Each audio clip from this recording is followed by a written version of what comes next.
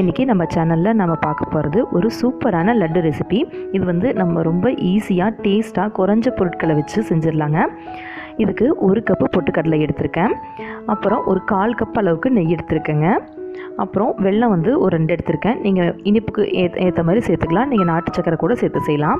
First ஒரு mixie ஜாரில் பொட்டுக்கடலை, அந்த 1 கப்பு பொட்டுக்கடலையும் சேர்த்துக்கோங்க. சேர்த்துக்கிட்டு வெல்லத்தை வந்து நம்ம முழுசாக சேர்த்தா நம்மளுக்கு வந்து அரைப்படாது. அதனால் அதை வந்து இந்த மாதிரி தட்டி எடுத்துக்கோங்க.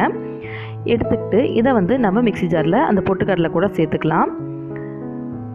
சேர்த்துட்டு அது கூடவே வந்து நம்ம ஒரு ஏலக்காய் நம்மளுக்கு ஃப்ளேவருக்காக சேர்த்துக்கலாங்க. நீங்கள் ஏலக்காய் சேர்க்கலனாலும் இது டேஸ்ட் வந்து நல்லாயிருக்கும்.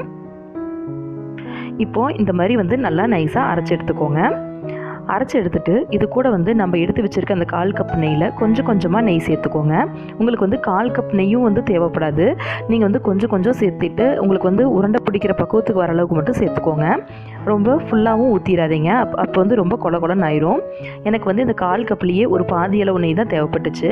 பாருங்கள், இந்த மாதிரி தான் இருக்கும். ஆனால் நீங்கள் வந்து கையில் எடுத்து இறுக்கி உருண்டை பிடிச்சிங்கன்னா உங்களுக்கு வந்து உருண்டை வந்து சேரும். ஜஸ்ட் அந்த நெய்யோட பதம் மட்டும் உங்களுக்கு அதில் இருந்தால் போதுங்க. நெய் அதிகமாக சேர்த்தாலும் ரொம்ப திகட்டும், சாப்பிட முடியாது. பாருங்கள், இப்போ எனக்கு வந்து உருண்டை சேர்ந்துருச்சு. பார்க்குறக்கு மாவு உதிரியாக தான் இருக்கும். ஆனால் நீங்கள் கையில் எடுத்து இறுக்கி உருண்டை பிடிச்சிங்கன்னா இந்த மாதிரி ஈஸியாக உருண்டை பிடிச்சிடலாம். இது வந்து ரொம்ப டேஸ்ட்டாக இருக்குங்க. இந்த லட்டு வந்து குழந்தைங்க, பெரியவங்க எல்லாத்துக்குமே ரொம்ப பிடிக்கும். நீங்கள் வந்து நினைக்கும் போது சட்டுன்னு இந்த ஸ்வீட் செஞ்சு முடிச்சிடலாம். கொஞ்சம் டிஃப்ரெண்ட்டாகவும் இருக்கும். எல்லாருக்கும் இது எதில் செஞ்சதுன்னே தெரியாது, அப்படி இருக்குங்க டேஸ்ட்டு.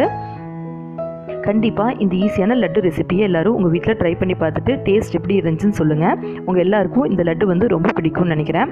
நம்ம மிஸ்ஸஸ் கோபி சமையல் சேனலில் இப்போ தான் ஃபஸ்ட் டைம் பார்க்குறீங்கன்னா கண்டிப்பாக சப்ஸ்கிரைப் பண்ணிக்கோங்க. கூடவே அந்த பெல் பட்டனையும் ப்ரெஸ் பண்ணிக்கோங்க. ரொம்ப நன்றி.